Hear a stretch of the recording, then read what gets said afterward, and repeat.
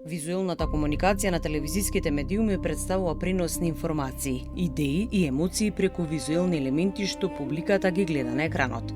Таа го обликува начинот на кој гледачите ја доживуваат програмата и е клучен фактор за задржување на нивното внимание. Визуелната комуникација е многу суштински битен фактор во еден телевизиски медиум, бидејќи со нашата појава пред камерите или пред публиката, пред гледачите, ние испраќаме огромна порака пред да го кажеме првиот збор.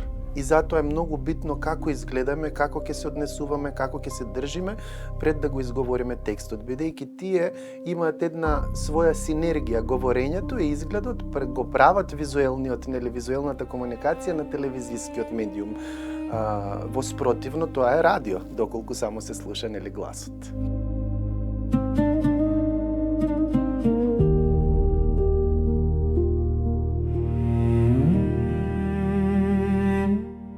Нема едно генерално правило како тој треба да изгледа.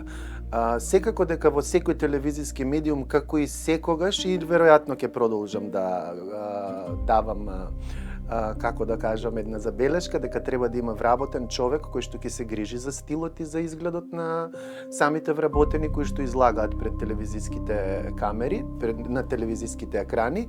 Меѓутоа, тој треба секогаш да биде естетски облечен, да соодветствува со програмата која што ја презентира, ја води или ја уредува и нормално да соодветствува со темите кои што ги обработува во самата програма која што тече во моментот или е снимена.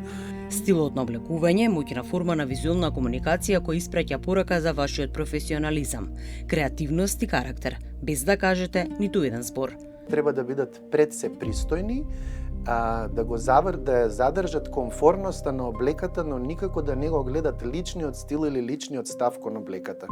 Бидејќи како презентери, они ја представуваат телевизијата, кредибилитетот и авторитетот на таа медиумска куќа и воопшто не е битен личниот стил на самиот презентер или на самиот водител. Вработените во телевизијата или презентерите, тие пред се зборам што се пред камерите, не зад камерите, тие прават еден корпоративен идентитет на самата медиумска куќа.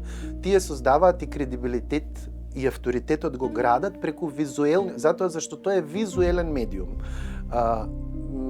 Публиката, кога го гледа водителот, таа нормално дека прво гледа слика, па потоа тон и треба да се сконцентрира и на тоа што го говори, меѓутоа облеката или визуелниот изглед не треба да го одвлекуваат вниманието на темата која што ја говори или која што ја презентира самата презентерка или самиот презентер или новинар, како и да е.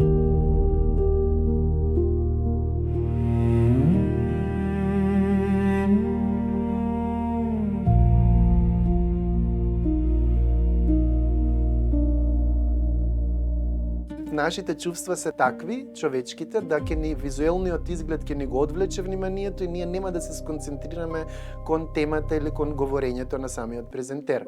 Па дури можеме да створиме и верзии и да го смениме каналот, а тоа нели на телевизиските куќи не им одговара, вие треба да привлечете што повеќе публика и пак ќе нагласам, вие сте визуелен медиум кој што мора да биде визуелно прво на едно високо ниво и тоа да го надополни и нормално вашата лична професија која што е новинарството, вестите, емисиите, уредништвото и така натаму. Облеката функционира како визуелен код кој гради вашата личност, создава прв печаток и покажува почит кон околината во која се наоѓате.